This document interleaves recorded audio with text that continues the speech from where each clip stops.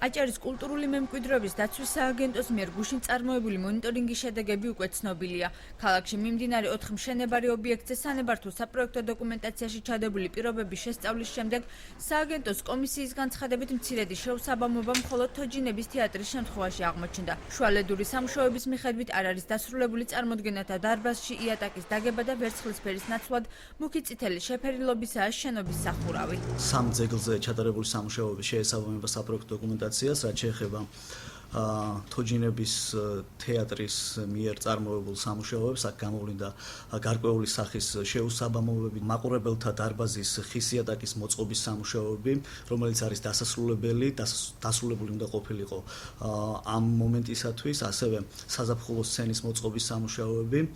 გარდა ამისა, აღმოჩნდა შეუსაბამობა, ეს არის სახურავის ბურულის მოწყობის სამუშაოები. სააგენტო მშენებლობის ნებართვის მფლობელებსა და სამუშაოების შემსრულებელ კომპანიებს პირობების შესრულებისაკენ მოუწოდებს. წინააღმდეგ შემთხვევაში კი მათ მიმართ საჯარიმო სანქციების გატარება გარდაუვალი იქნება, აცხადებს სააგენტოს ძეგლებზე ნებართვების გაცემისა და მონიტორინგის განყოფილების სპეციალისტი. სააგენტო მოუწოდებს ნებართვის მფლობელებს, ვინც ამ მომენტისათვის აწარმოებს სამუშაოებს ძეგლებზე, რომ მათ მიერ დაცული იქნას სანებართო მოწმობით განსაზღვრული ვადები, ასევე ზუსტად მოხდეს სამუშაოების განხორციელება საპროექტო დოკუმენტაციის დაცვით. დღეს კულტურული მემკვიდრეობის დაცვის სააგენტოს ხელმძღვანელმა შენობების ნაწილზე შესაძლო სტატუსის გაუქმების საკითხზეც ისაუბრა. ბიძინა აფხაზავა ამბობს, რომ ტენდერი ძეგლთა ნუსხაში შესატანთო.